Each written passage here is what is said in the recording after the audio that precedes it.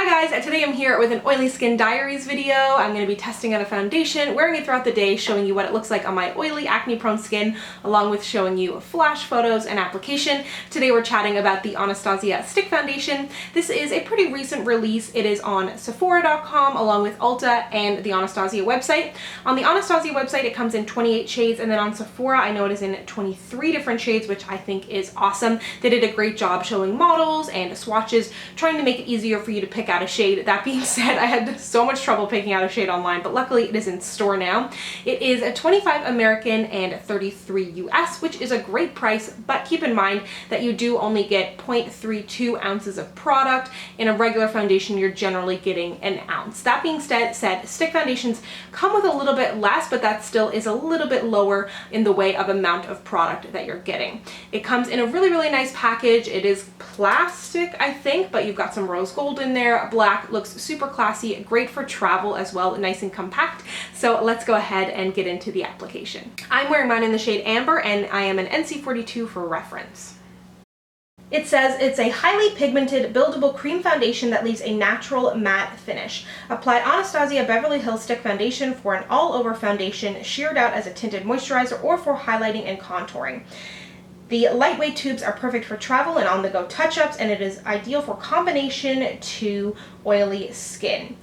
On the Sephora website as well, it says it is a multitasking medium to full coverage stick foundation, but Anastasia does not claim it to be full coverage, and I've seen Norvina, who is Anastasia's daughter, chat about this, and she says that it is not supposed to be a complete full coverage foundation either. So this is what one layer of the foundation looks like. I really like it. It definitely is medium, nowhere near full. I can still see freckles and imperfections, but I think it looks really good. Super easy and quick to blend into your skin. So if you're in a rush, if it's just kind of like a light day and you don't want a ton of coverage, I think that this looks awesome. But let's go ahead and build it up. Now that I've got a second layer on, I think it builds beautifully. It gave a little bit of extra coverage. Definitely still a medium coverage. I can see my freckles. If you've got any major issues, you can totally spot conceal them. I don't think it's doing anything to enlarge my pores, but as always, if you do have issues with pores, I recommend using a pore filling primer just to make sure your foundation glides on a little bit smoother. I think that this blends in great, super effortless and easy. I can see myself really grabbing for this for travel, for times where I don't want to have to put on a lot of makeup, and I really do think that the using it as a contour and highlight would work amazing too. I've seen a lot of videos demonstrating that, and it looks really nice. But I'm gonna go ahead and put on the rest of my makeup and then show you what it looks like in flash photos. So I have the rest of my makeup on now. This foundation feels incredibly lightweight. If I did mention it before, the finish had a little bit of a sheen to it before I powdered it, but now it definitely looks more matte, but is by no means flat, does not look dry or cakey, super natural on the skin. I didn't really have any problems applying my makeup. I do feel like my blush looks a little bit patchy. I don't know if that's just because you can see my acne scarring through it. I am, however, in a bit of a rush because I have got to get to brunch. It is now 11:05, so I will check back with you guys at the end of the day and show you how this all holds up. Oh, I've got to tell you about the flash photos. I think that it looks amazing in natural light. It looks, again, really natural, but it gives you a little bit more of a flawless look, but by no means does it look like you have a bunch of makeup caked on your face. And then in a little bit of a darker spot with flash photo, it looks good as well. A little bit of a sheen to the skin. It does not have any claims to have SPF in it, so that is why there is no flashback. Okay, I gotta go to brunch. I will see you in a little bit. So it is now the end of the day, about 8 o'clock, so I've had this foundation on for about 9 hours, looking slightly haggard and a whole lot shiny. I feel like I've lost a lot of coverage in the foundation, but it doesn't seem like it's patched away. It's like it's just kind of worn down a little bit, if that makes sense.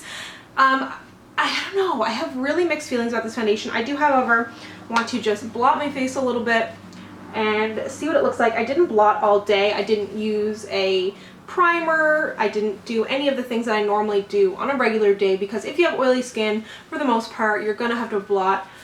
You might have to powder, and a mattifying primer always helps. So I think it looks good now that I've blotted. I am going to go in with a little bit of powder. I think that this might be really nice when paired with a powder foundation, honestly, because it doesn't give a ton of coverage, and it seems like the wear time isn't that great, so it could use the help of a powder foundation. So it definitely looks better now that I powdered it. It doesn't look cakey. It feels so lightweight on the skin. That being said, I can't say go out and like run out. You absolutely need this, especially if you have oily skin. I think that if you have normal to combo skin, this is definitely something to look into. I love the ease of use. This has totally sparked my interest in stick foundations. So if you have oily skin and you have any recommendations for stick foundations, let me know down below, because it blended like a dream. It was so easy. It is nice and small, so I really appreciate that. But I don't know, I loved it on initial application. I think maybe with a setting spray and a primer and some powder, it could definitely do a lot better. But if you do have an extremely oily skin and you're looking for a savior, this one is unfortunately not going to be it. But I do not think it's a bad foundation. It's just not perfect for oily skin, as they have told us. So let me know what you think of this foundation below if you haven't tried it out. Comment down below with your experience, let us know your skin type, and then we can all kind of chat and see who this is going to work for. And I will link to all of my foundation reviews down below as well. Thank you so much for watching. If you'd like to connect with me, you can find me on Instagram, Twitter, and Snapchat at SamanthaJaneYT, and I'll see you guys next time. Bye!